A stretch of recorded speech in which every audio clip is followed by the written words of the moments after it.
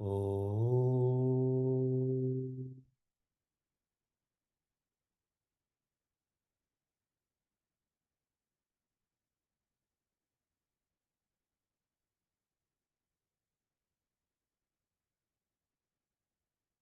Oh.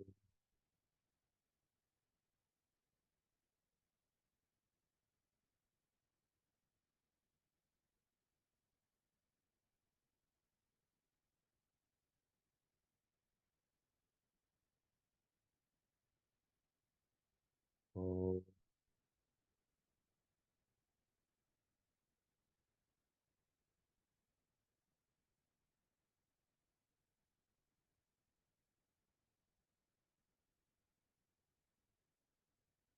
Hariom and greetings from Ujjain, which is in Madhya Pradesh, which is in India. This weekend, I was speaking at a United Consciousness conclave. The focus of the conclave was the culture of peace. There was more than 200 seekers from 25 countries that had come. My focus was on cultivating well-being amongst youth.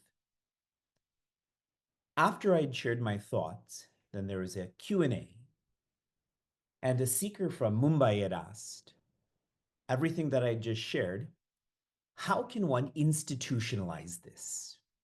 Bring this to corporations, bring this to high schools, and so on. And I had shared, contrary to what he expected, and I'm sure most expected, I had shared you can't institutionalize this. The way to work with young people is not from the top down, but rather a grassroots approach. From the bottom up, you have to live with them, learn from them, and teach them. It is this strategy that we are adopting in our mentorship sangha. This is a very grassroots community where we're learning from each other by living with each other, not physically, but some are close, but more so in the closeness inside. Last month, I shared some insights into us reaching our 5-year anniversary. When I was in business school, one of the methods to value a company is if it's an ongoing entity. If it's not an ongoing entity, it becomes less valuable. This is why gold is so valuable right now in the world, because which currency is going to be valuable tomorrow? But gold consistently is. And I share this in reference to our mentorship sangha, that we are completing 5 years without break. And this is very much in line with what Sri Krishna has shared as one of the most valuable qualities, sthiramati, which means steadiness. We are steady, and we're doing so in what we lack or what we lack exposure to, which is our EQ development or our emotional quotient. In the completion of our conclave yesterday, I was sitting beside the director of IIM Bodh Gaya. IIM, these are the premier management institutes in Bharat, in India. And she was fascinated by how people were calling me a firebrand teacher. And I said, they're all liars. But she had asked me, how is it that you've been doing what you're doing for 18 years, that too in a part of the world that is not predominantly focused on the science of oneness? And I shared with her, when I was young, I realized rapidly that I needed more EQ. What I had learned for 18 years was not helping my emotions and my spirit. And so I shared with her too, your institution is hyper competitive. You should have a whole facet of your school that nurtures EQ. She took my email address down, so maybe some thoughts went through. And that's what we're doing in our Sangha. Now, zooming into what we're going to do this month, I really like the subject and the speaker too. Learnings on effective leadership. We can Google this, we can go on a LinkedIn, we can watch videos, but it's the experience that is brought that makes this effective. Some years ago, I was invited to speak at an International Women's Day conference on leadership, courageous leadership. And when I started to speak, my very first point was, don't lead by example. Then they regretted inviting me. But my first point was, don't lead by example, lead yourself. If you lead yourself, there's integrity. Naturally, others will follow then. And so my final thought before I continue with our yatra, leading yourself is irrespective of any sort of followers. And when you lead yourself, this is the practice of dharma. You are treating this as your responsibility. Dharma is contagious. Responsible people help others be responsible. Thank you for all of your service. Thank you for all of your participation. My best wishes as we continue to develop our mentorship sangha in 2025. Have a good night and a good morning. Hey, everyone. Welcome to tonight's workshop. We are delighted to introduce our speaker for tonight, Cindy Cornell. With over 20 years of experience in executive coaching, leadership development, and strategic consulting, and a career in corporate finance before that, Cindy has seen firsthand how curiosity, collaboration, and thoughtful conversation can unlock new possibilities.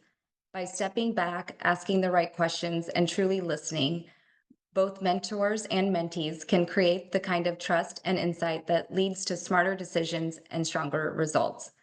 So tonight, let's dive in together, learning, sharing, and shaping a culture of mentorship that drives personal and professional success.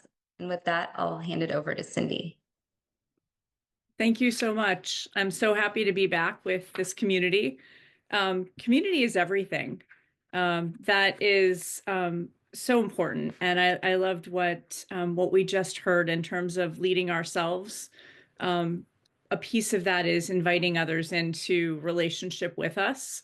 And that is so much about, what we want to speak about and think about it as a mentor or a mentee, inviting others into that relationship and being clear in that in all relationships with what our expectations are, what we're hoping to achieve, what we're hoping to give. So with that, I'd like to kind of, dive into some ideas of effective mentorship. But before that, we have, almost 50 people on the call. I'm curious if you could either raise hands or put into the chat if mentorship and mentoring is new to you, or if it's something that you have some experience with. Maybe if it's something you have some experience with, maybe, kind of, let's see, what are our reactions? Maybe you could put hearts in and say if it's something you've done. Do we have a few? Oh, I'm liking the animated hearts. That's awesome. So many who haven't. I'm curious for those who either those who have or those who haven't, what are you hoping to achieve from this evening? Might you put a couple of ideas in the chat in terms of something that you'd like to take away from our time together this evening? Or new ideas on building strong relationships? Anything else?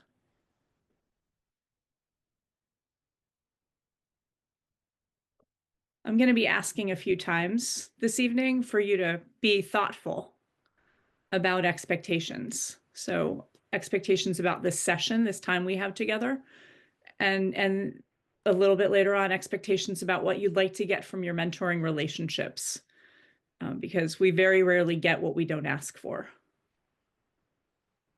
Remembering why I might prioritize EQ, how to be a good mentee is a beautiful question. Building connections. I understand you have a wonderful WhatsApp group, and I would hope that you would take some of these ideas that you have experientially, and share them beyond time this evening together. Share with each other in the WhatsApp group as well. So those are a couple of really nice things to get us started. An overview of mentorship, and thank you very much for sharing. And what it really means. It really is a two-way street, and I think this is super important for people to understand. It is not just for the mentors to teach the mentees. Oftentimes, mentees have much to offer mentors, where you might be at a stage in life. I like to joke occasionally that I like to live my life as a cautionary tale to others, where people might make better mistakes by me sharing my own stories. Mentors might do those types of things, where they might share, "Hey, I've done this," or you're maybe taking a path that they never had an opportunity to do, and they can actually experience that vicariously through you, cheering you on. That's something else to think about in terms of mentor and mentoring is we want to actually be thoughtful about celebrating successes, because that creates a lot of energy in a person when you celebrate. So if you do something well and your mentor celebrates you, you feel somewhat good about it. It actually creates energy in your body that you might actually take another step forward to whatever the next thing is you might do. As well, it feels absolutely wonderful when you as a mentee might come back reflectively and share with your mentor how you actually interpreted some of their advice and what you did with it. Because to be seen, heard, and respected is really the highest form of acknowledgement, right? So that's love, to show somebody that you've seen them and that you respect them and that you appreciate them. So mentoring is a two-way street. It is also super important to build trust. And we build trust in many different ways. One of the biggest ways to build trust is, of course, showing up. So I would ask you to think about how you are intending to show up to each other, and to your larger group. Because again, this group is about building community and learning together. And it is a beautiful thing when you have many minds that are coming together and sharing versus being isolated and trying to figure things out yourself. I have my business background up. Vistage is a company many people probably haven't heard about. It's a CEO executive coaching organization. And what it is peer groups of CEOs of small and medium-sized businesses. And these people have figured out that it is incredibly isolating when you're by yourself. And it is incredibly powerful when you have 12 or 18 people around you who have some similar experiences, who care deeply, and who will help you to think through your most challenging problems. So this is not something that is simply for young people. It is for all people, because clarity of distance is something that none of us have to our own problems. And to that extent, mentees may be able to share with mentors things that they're seeing or experiencing, such that mentors might take new learning into their own lives as well. So showing up, trust, trusted environment, and open communications, super important, to be thoughtful about what you're expecting, what your boundaries might be, what you might expect in terms of follow-up or follow through, and really to contract with one another around those types of things. You want to ask thoughtful questions. I'm sure that you've thought about this before and talked about this before in different forums. Open-ended questions versus closed questions. Are we aware of the difference between the two? I'm seeing a couple of nods. So, do you understand is a closed question. It's going to get me a binary yes or no. People are probably going to say yes even when they don't. It is much more powerful and effective, gets people thinking differently if you ask a question, what about what I've just shared is most powerful or most confusing, right? You can ask different questions, but the what about types of questions can be very powerful to move people forward or expand learning. Offering resources and guidance. This is something that that I do often from a coaching standpoint. I might offer to people different things that they could share or that they could leverage in their own learning journeys. I always ask permission first.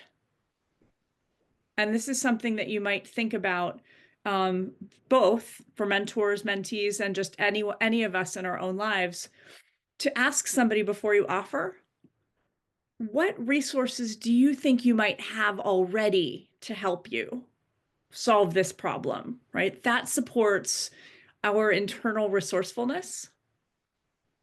And they might come up with a few, and then you can ask permission. This is a beautiful coaching technique.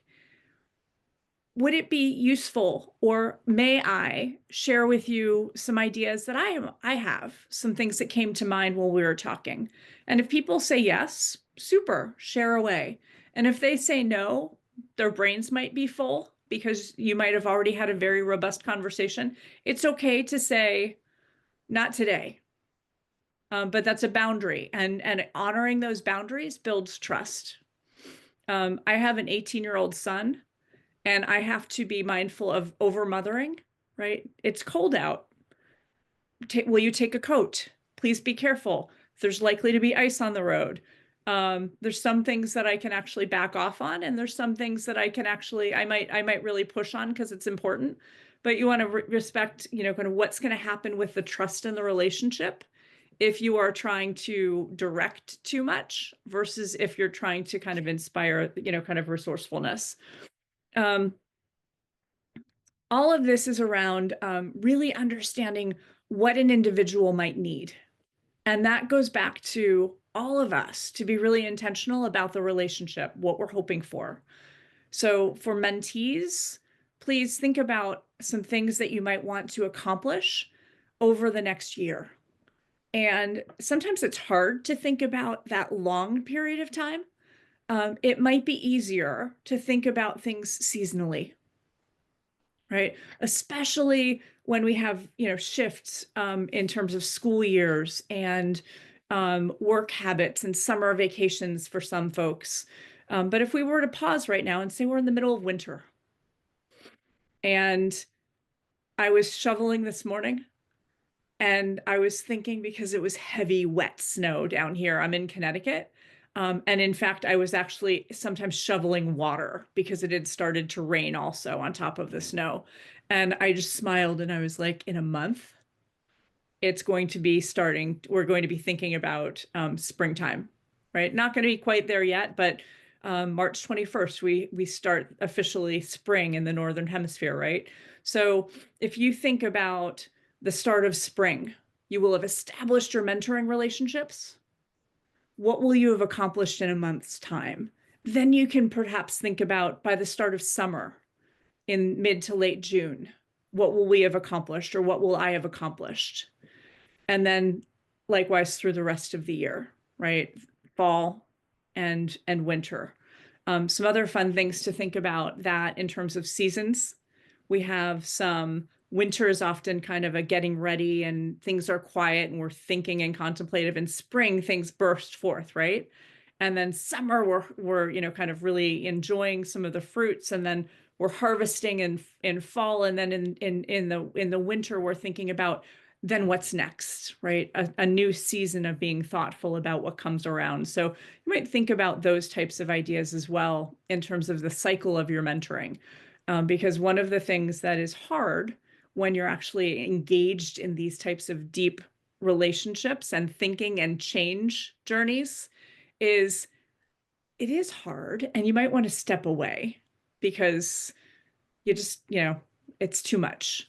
I'm encouraging you to stay with the journey because the hard things are the things that are often most valuable and useful in life. So also it's a commitment that you're making with each other to show up. Along the lines with those kind of milestones, right? Those seasons, those are wonderful opportunities to celebrate. And the other thing I'd encourage in all of this, and we'll give you in a few moments, some time to go into some small groups and just think with each other what some of these things are that you might want to establish for yourselves. I'll give you a little bit of some guidance around, kind of a mentoring blueprint that you can think about. But I want you to think about celebrating successes from a perspective of not achievement so much in terms of I accomplished this thing, I got this new job, whatever it might be. I want you to think about successes in terms of what have you learned? How have you grown? How are you showing up differently? How are you consciously responding to external stimuli versus reacting? Right? How are you choosing new things that are actually putting more joy out into the world? And you're perhaps not as activated by things that maybe used to niggle you or upset you, or and then there are so many stimuli in the world today that can catch us off guard. So how are you aware of yourself and in control of your thoughts and your feelings such that you act in ways that are well aligned with your values? Those are things to celebrate, right? And acknowledging those things that knock us off our game, that take us out of our integrity, and understanding how do we change our response to those. That's work, inner work, that you can actually leverage for the rest of your life towards any external stimuli that comes along. So hopefully that gives you some ideas about the types of things you might start to think about in relationships. And I guarantee if you're engaged in this work fully, it will be hard to skip meetings with your partner because these are going to be rich conversations for both of you. And I hope you wouldn't want to miss any of them. And when you do have wins and when you do have things to acknowledge, again, please remember that it's not just the two of you. You are part of a rich, robust community, and you might actually share with one another best practices and wins also in your WhatsApp group. So do we have the poll set up? Can we set up a quick poll? I think we had talked about that around this idea. And I just want you to think about, what do you believe are the most important qualities of a mentor or a mentee? I just shared a few, but I'd love for you guys to engage and share that. What do you think are the most important qualities of a mentor and a mentee? And you might actually even make broad notes for yourself and test yourself or check yourself through your relationships in terms of, am I living up to those? Is this valuable so far? Nods or thumbs up? Okay. We're getting you thinking. You have work to do. Okay. Do we have a poll or no? If that's okay, if we don't, we can actually just make some notes or put into the chat some of those ideas. I'm seeing some honoring boundaries.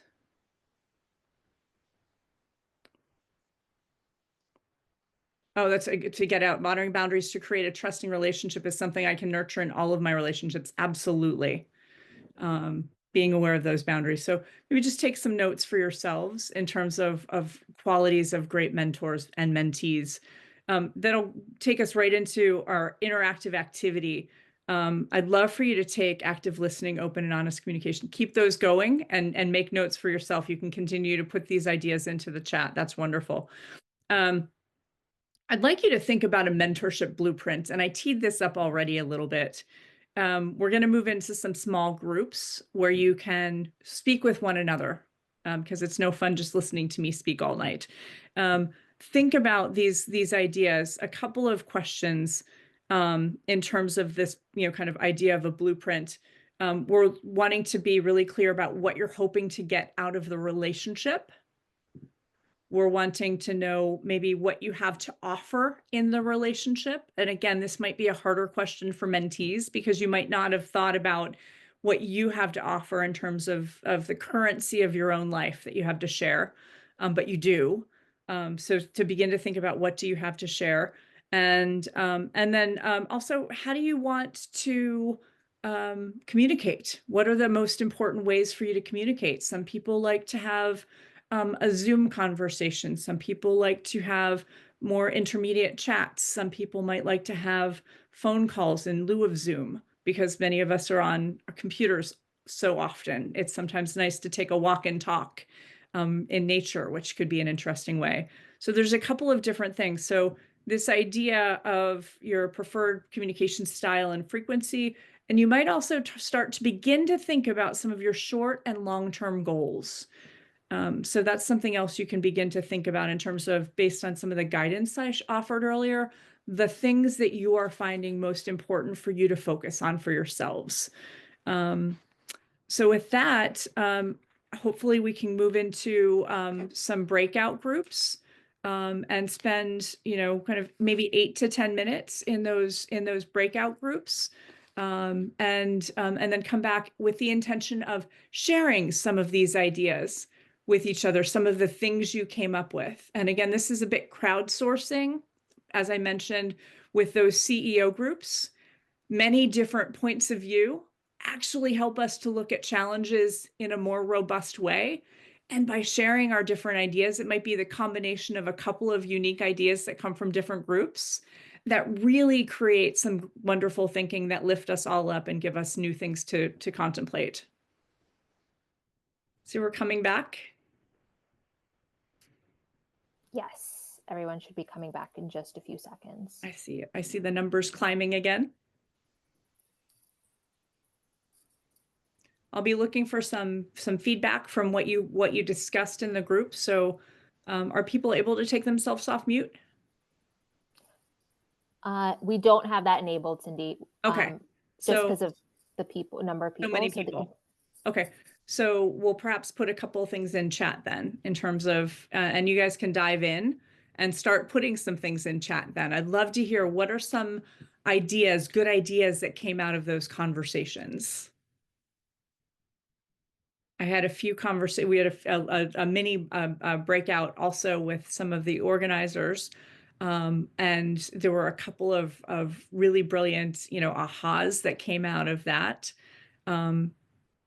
Would any of you like to share, some of those things? Because the mentors have a lot to learn as well from the relationship. Anyone that was in my breakout want to share?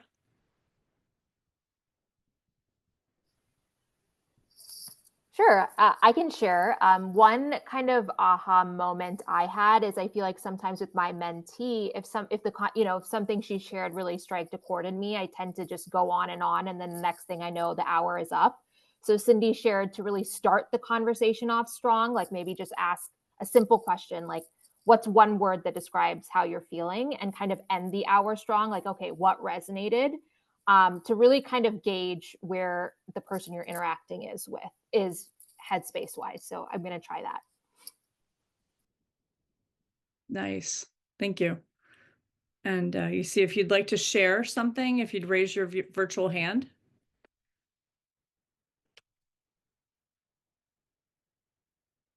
And drop, yeah, absolutely drops in the chat as well. I'm hoping that you have, and maybe you can give me some thumbs up. If you have, do you have a different idea? I see one hand up. Hopefully you have some different ideas around what you're looking for from the relationship, right? Because you can't get what you don't ask for. Yeah, especially depending on the things we're working on, right? If we're working on ourselves, right? It's like yoga is a practice, right? Like, and you can't always take the same pose you took yesterday because your body is in a different place and the world and the atmosphere is in a different place. So it's putting in the effort every single meeting, and recognizing that you've made a commitment and it matters, and to be in integrity with this. You've agreed to this relationship. I love the authenticity, right? Sharing yourself, not showing up feeling judged. There's so many places in our lives where we show up when we're feeling judged. We don't show up as our full authentic self. We're hiding parts. We're trying to get it right. To be that open and honest is beautiful. Thank you so much for sharing that. It's also super important to think about, we're not necessarily trying to solve the problem of today, right? That is a beautiful output potentially of your discussions. You're learning how to think differently. You're learning how to be in the world differently. And that level of enlightenment is going to help you to achieve new things in the future, without even talking to your mentor, because you're going to be in that place of realizing, oh, what would my mentor suggest in this place, where you're able to kind of self-coach yourself. So this is really about kind of, as we opened the time together today, being in a space of our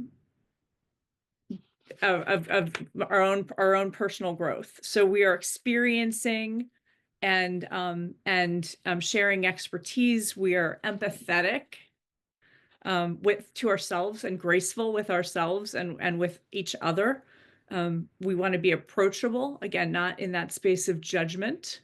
And we want to be really effective in our communications. One thing that mentees can do that we didn't talk about yet is let your mentor know what they said that impacted you and what you did with it and how it was helpful. Again, as you move up in life, you sometimes get much less positive feedback when we're little. And think of children learning to walk. Oh, you took a step, take another. Right? Like we love that kind of positive reinforcement and feedback. We rarely get it as big people, right? And that whole thing I mentioned earlier, being seen, heard, and respected, big people like that too. So think about, kind of, if you would like it, what might they like? And that acknowledgement is super helpful. And then listening as well, again, remembering that this is a two-way street, and you're developing a very intimate relationship with this person. And there may be things that you have to share as well, where you can help them. I'm just peeking at the chat really quickly. Differences in perspective between mentors and mentees. Mentors have different lived experiences than mentees. So mentors don't always have exactly the answer because they didn't have the same lived experience and they're not in the same situation. So being aware of those things is super helpful. Let's see, there's some really beautiful comments in there. So hopefully you're reading them too. I love that idea that we shared earlier of saying things out loud. It's kind of like the idea of shining a light under the bed or in the closet. The monsters aren't so scary then. Really kind of identifying what is it and what would success look like, right? So often this is another opportunity for both of us as mentors and as mentees to kind of be thoughtful about what are we inviting into our lives, right? We so often focus on problem. If that weren't a problem, what would be present? Right? If that were solved, what would you do next? Right? So really kind of moving beyond barriers into opportunity and what's available in the future. I don't know that we had any comments in the chat about how we want to speak with each other, but that's super important when you actually are in your relationships, to make those commitments with each other and then follow through. So chat, phone, Zoom, frequency, those types of things. Quick, text check-ins for accountability and support. That can be very helpful. I wanted to just step back and encourage you to think about what could get in the way of showing up. Vacations, exams, all sorts of things could get in the way. I'm feeling under the weather. There might be 20 other reasons, right? Or I didn't get a lot of value out of it, or, oh, they're really busy. Maybe I shouldn't bother them. Again, everybody that's signed up for this has signed up for the duration. So I want you to think about what could get in the way and how do I actually overcome the obstacles I have in myself. Sometimes growth can be challenging and scary. So we might not want to actually go through that because it's a little uncomfortable. But so was walking when we first learned, right? We fell down a lot, but we kept doing it. So I'm encouraging you to kind of be aware of what could get in the way, and to speak openly with your partner about those things so that you can actually build a stronger relationship, because there's nothing more important here than showing up. I've shared a lot. We talked about, kind of some qualities of good mentors, and the relationship, providing guidance, support, and wisdom, based on their own knowledge, skills, and experience. But that doesn't mean that they have all of the answers, right? So it is a collaborative opportunity for you to kind of work through things together. You're not going to achieve what you don't reach for. Please make sure the things that you're reaching for are meaningful. They make a difference to you. As we talked about earlier, I really do want you to stretch a little bit more and have it be a little bit less about tactical things like getting a new job, and maybe more around things like being clear on what my purpose is, what my why is, and confident in how I'm communicating myself and my offer to the world, such that the people that I have to offer are able to find me. And then really kind of working with your mentor around those types of outreach strategies and such. So hopefully this was a helpful time. It's already 9:50, so we're kind of speeding through our time together. I'm going to stop my comments now. I'm hopeful that you've walked away with lots of ideas in terms of how to make this relationship rewarding and how to stick with it. I hope that maybe I'll get some notes from you guys across the year telling me the wonderful things you've accomplished, and that you still have energy for it. So with that, I'm super excited that you've all made these commitments to each other. Remember that it's not just two of you, it's your whole community. Awesome. Thank you very much, Cindy. I had a wonderful time listening to your presentation, learning the wisdom that you shared about the new insights that I learned despite being an experienced mentor, and the things that I had to relearn and rehear on how to facilitate better conversations for my mentees' growth, but also more so for myself and how I can grow. So thank you so much. It was a warm workshop, and I know from everything everyone shared so far, everyone had a wonderful time too.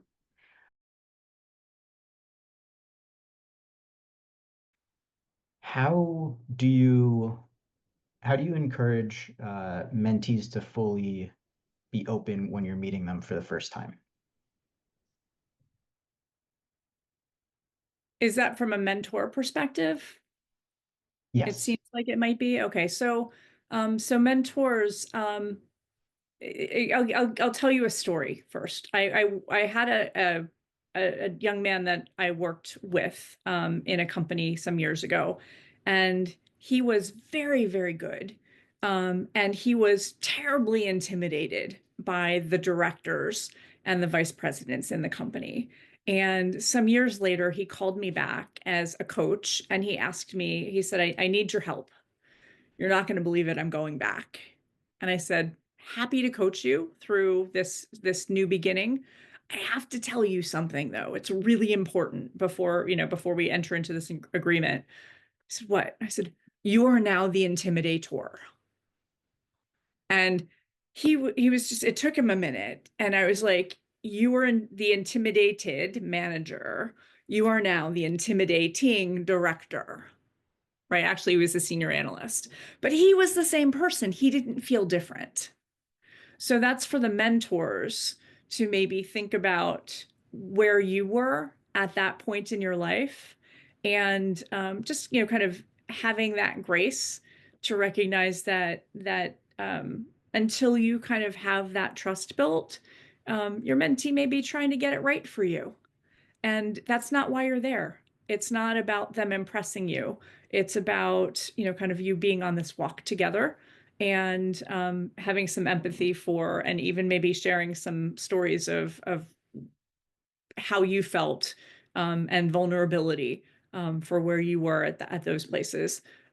If they resonate, right? It's not your experience isn't their experience, but letting them know that that you can feel to some extent where they are, if that makes some sense, right? Just, but they may feel judged. So if it were you, what would make you feel more comfortable and confident to have a conversation?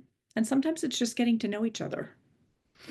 Favorite flavor of ice cream? Do you have a dog or a cat? Right? Like these little things can be meaningful in terms of caring, because that's the other piece, is that they need to know that you actually care, right? Vice versa, for both directions. Someone asked, can you share a wonderful mentoring experience that you've had either as a mentee or mentor, and any lessons you've learned? So that was a question for me personally. I think it's really the idea, and this goes to one of the stigma vulnerabilities that were so generously shared in the video. There's a difference between being nice and being kind. And I had to learn that at one point the hard way, because I wasn't always as comfortable and confident with boundaries as I might sound like I am. I sometimes I love the doormat comment. It's, you know, again, we don't get what we don't ask for. And in the world, there are many people who will take advantage and see how much, again, we're all just big children, right? Like, is there a line? It's kind of like with parenting, I talk about there's lines, and our kids, you know, our kids' jobs are to see where they can cross them. I needed to get better with drawing my own lines and understanding the difference between people who are, quote, nice or kind. Sometimes nice is, and this is not how it came across in the video, but nice people are sometimes conflict avoidant, or you know, maybe not so straightforward with feedback and positivity, and they might be a little bit more passive aggressive. So I am now making a distinction for myself, and I learned this through some beautiful conversations with a mentor of mine, between the difference between being nice and being kind. And nice, me being, you know, I would rather be kind than nice, and kind is a two-way street, where sometimes my time is more valuable than what the other person is giving me in return. So it's okay if you're in a relationship where somebody, some organization is being, quote, nice, but they aren't being kind with you, to leave it, and not to stay too long in relationships where people aren't being kind. So that's maybe, you know, something that I learned in deep reflection, because that was not easy. That was not easy work to learn. We do have, as many of you I know have been paying attention, a bit of a bullying culture in our country right now. And that shows up in a variety of different ways, both in personal environments and in the workplace. So that boundaries and knowing yourself and what you need is super important. So hopefully that's helpful. I saw a question about the mentoring. Is the relationship more about the mentor or the mentee initially? I'd say for it to be a strong relationship, it's both. The mentor might have some expectations, and the mentee might also have some expectations. Both might need to share some goals, right? The mentors can feel free, I would encourage, to also share some things that they're working on. Again, if we're talking about personal growth goals, you don't have to be experienced to be able to ask a thoughtful question or offer encouragement. If your mentor might share something, may I share? You could say, may I share what I just heard? Do I understand you correctly? And those thoughtful questions can be really powerful. Here's something that maybe would be helpful for you guys to think about writing down. Only when the questions become more important than the answers will solutions emerge. Only when the questions become more important than the answers will solutions emerge. And again, some of the things that you might accomplish, there might be some, kind of traditional, kind of achievement-oriented milestones. But I'd say what I would hope that you would get from these relationships in this community is much more personal growth that you can take with you to many different types of problems that you'll experience in your life. Because life will never stop giving you opportunities to do things like practice patience and there's so many other challenges that life will, kind of throw at different times.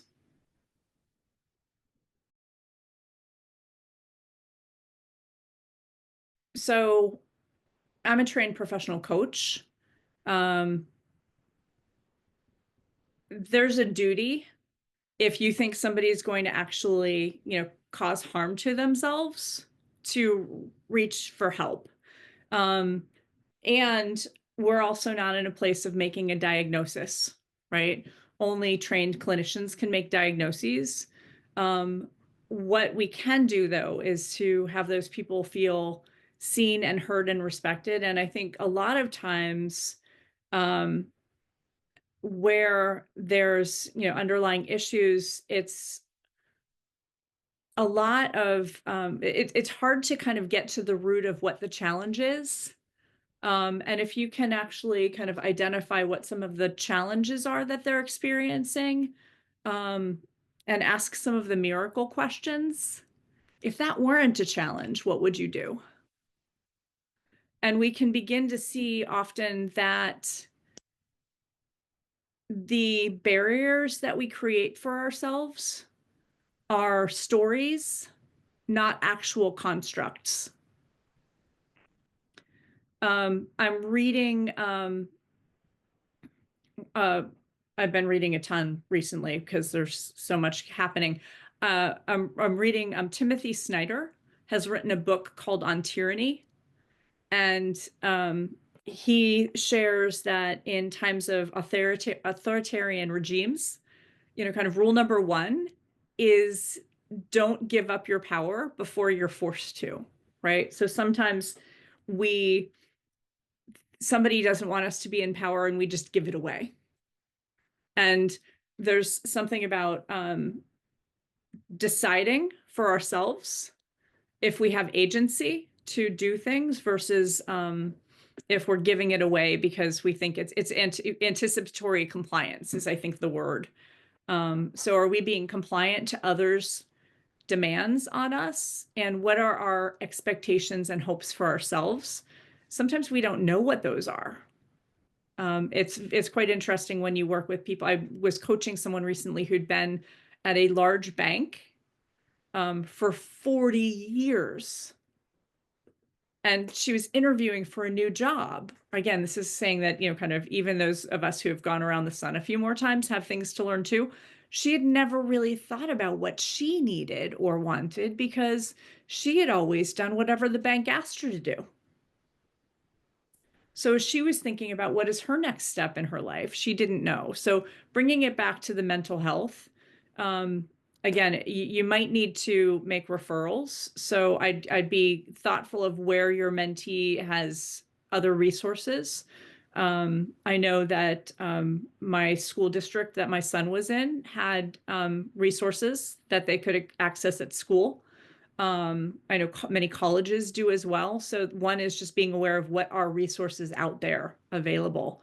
And then asking them, not necessarily saying, I think you should go see, but this sounds like something that you might need to kind of heal from. Who might be able to, who could you talk to about this? And something else with that is you can't force people to go. But you can let them know that you're there for them. Though again, if you think somebody's in a place where they might do harm to themselves or others, do not say something, because the guilt that you might feel if something were to happen is not anything I want any of you to actually ever experience. And that would go for anyone, mentor, mentee, anyone in your life that you think is in that kind of a position. Think about how you would feel if you didn't say something or didn't reach out to help. So I know it's a nuanced question. Yeah. But that idea of how would you want it to be and what is important to you, right? And how do we make your world okay so that you're getting what you need, may be a place to start. Because I think often it's when we try to conform to others' expectations. And I say this often in coaching, I don't care what they think. I care what you think. I want you to be happy. Would that make you happy? If that makes you happy, we can figure out how to get there. But it doesn't seem like it's something that's aligned with your values, or this broader idea of your life that you've talked about. So does that answer your question? Yes. Thank you, Cindy. Just something else to pay attention to. You said yes, and you said yes. Well, so I understand I didn't fully answer the question because it's a hard question. That type of body language is super helpful to pay attention to and ask people about, right? When you're in the mentoring conversation, wow, you just said yes, but you shook your head no. Did you notice you said that? Or people do this to me all the time. Was this useful? No, it was so useful. And I joke, I'm like, was it useful or was it not useful? And in our Western society, that doesn't sound weird, but it totally is, right? Like if it was useful, you'd say, yeah, that was super useful. Here's what I'm going to do with that. But we often say no. I saw a couple people nod. You've heard that, right? Other questions? Last questions. I think we got everything in the chat. Okay. So if not, thank you very much again, Cindy, for all your time and staying later. Yeah. Appreciated everything you shared. Oh, sure. Just you have a beautiful community, right? That's just keep loving on each other, right? And that's the other piece in terms of mental health is people think they're alone and they're not. And that's the most important thing we can do for each other, within our communities and across communities, is letting people know that we see them, we appreciate them, and we respect them. Shanti, Shanti, Shanti. Ariom, everyone.